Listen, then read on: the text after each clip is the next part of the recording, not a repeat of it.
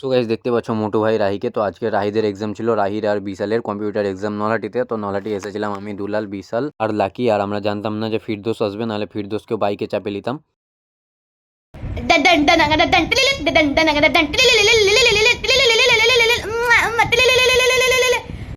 বিশাল, রাহি আর ফিরদৌস ঢুকে গেল computer centre exam দেওয়ার জন্য। সো যাই হোক, অনেক টাইম হয়ে গেছিলো, ওদের টাইম অনেকটাই লেট হয়ে গেছিলো আসতে।